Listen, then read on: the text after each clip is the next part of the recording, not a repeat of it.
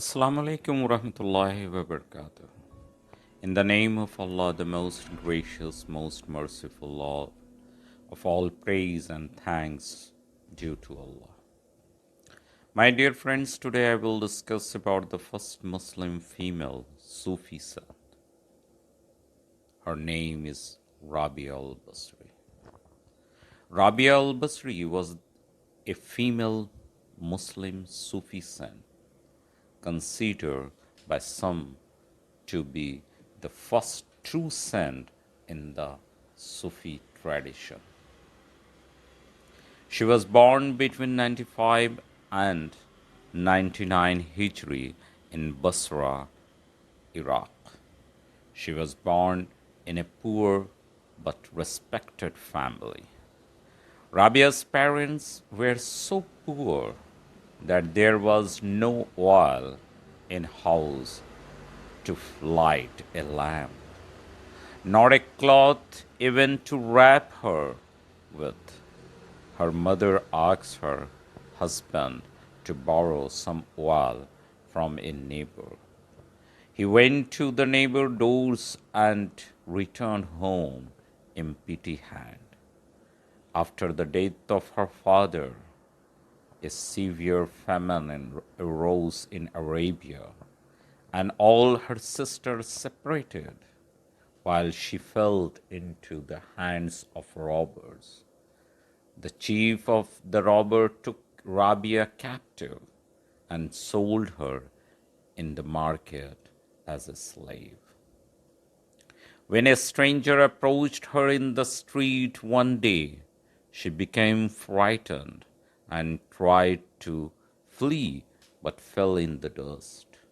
Breaking her wrist, prostrating herself in the mud, she confessed, "O God, I am a stranger, without father or mother. I have been sold in bondage, and now my wrist is broken. But despite all this, I am not distressed about anything that has befallen me. I only wish you to be contained so that I might know if I have gained your satisfaction or not." My friends, during the day, she would do the master's housework, and night she prayed and supplications to God. It is believed that one night her master saw a divine light surrounding her. After witnessing this incident, her master rose and pondered to herself, "Such a woman cannot be confined to slavery." In the morning, he summoned Hazrat Rabias and set her free, remarking, "If you remain with us, we shall all serve you. If you do not wish this happen, go where you will." Once Rabia attained freedom, she went to the desert outside of Basra and spent several years worshipping in the desert and performed pilgrimage to Mecca. Rabias concentrate on God's love, believing and teaching that love alone is the path to God. Her extended hours of prayers were not devoted to asking things to God, but in talking with Him, she says, "I want to put out the fires of hell and burn down the rewards of paradise. They block the way to God. I do not want to worship from fear of punishment or for the promise of reward, but simply for the love of God." Rabia Basri is a classical example of how faith and love can set you free. She was the first female Sufi saint of Islam. She made one of the greatest contributions towards the development of Sufism. She was a teacher of women as well as of men. A woman who called no man her master. Her reputation excels that of many Muslim men within the early days of Sufism. Rabia al-Basri, as she came to be known, is noted for her steadfast love of God and her expressions of this through poetry. Her expressions inspired many later Sufi master and philosopher, reflecting on Hazrat Ali's Radhiyallahu Ta'ala anhu's teaching. She has stressed that this love had to be free of seeking reward or avoiding punishment. She says, O God, if I worship you for fear of hell, burn me in hell. And if I worship you in hope of paradise, exclude me from paradise. But if I worship you for your own sake, curse me, not your everlasting beauty. My friends, Rabia's loved God so much that would say that she had no time to hate Shaitan. My heart is filled with the love of God and has no place in it for hate. Her life as an independent, influential, and intellectual woman showed that wealth and status are not acquired financially resources, but rather through riches in spiritual value and control of the ego.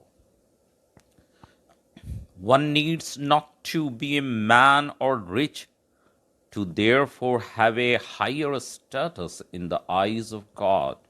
Rabia's led a life in which she had completely detached herself from all other desires but the love for God. My friends, Rabia consciously pursued an independent lifestyle as a woman, a path that many female Sufi mystics followed. Through her deeds and action, Rabia al-Basri did not fit into the traditional role for women in the society of her time. Rather, she lived an independent life and became influential among a circle of theologians and scholars throughout her time. She was a woman who set an example for others to follow. My friends, she taught both women and men her revolutionary love, mysticism, which produced a rich legacy. She was a strong woman who criticized and helped develop the other Sufi master of her time.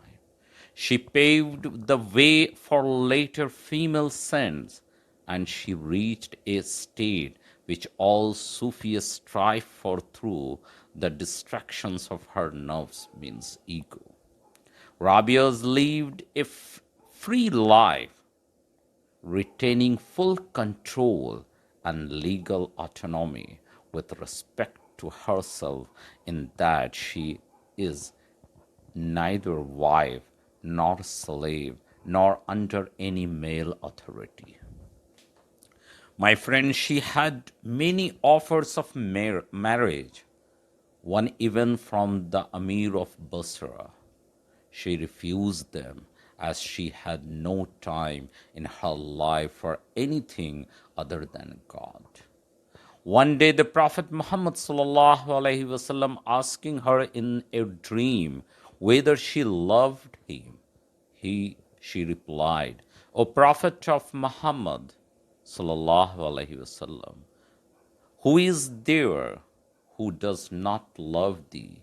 But my love to God has so possessed me that no place remains for loving or hating any save him, which suggests that love for any man would restrain a distraction for her from loving God. Following the revelation of Islam, 7th century Arabia, the Prophet Muhammad sallallahu alaihi wasallam effort to improve the social status of women of the time. The Holy Quran's recognitions of women as a being rightful inheritors of their family estate alongside men, granted them legal status which they had previously lacked, and the Prophet regarded women and his reputed consultations with them reflects the recognitions of women's socio-economic status in society. As the Muslim community grew and spread geographically, many women would make significant contributions to the societies of their time. My friends, when her time to depart from earth was near, the city's famous people started gathering. She said, "Go away and leave place for the angels." They all went out and closed to the door. While they were waiting outside, they heard from within a voice reciting, "O soul at rest, return to your grove." For long while thereafter there was silence. When they went inside, they discovered that Hazrat Rabia's soul had taken flight from this world and had reached to Allah. Okay, my friends, see you again with some new topic.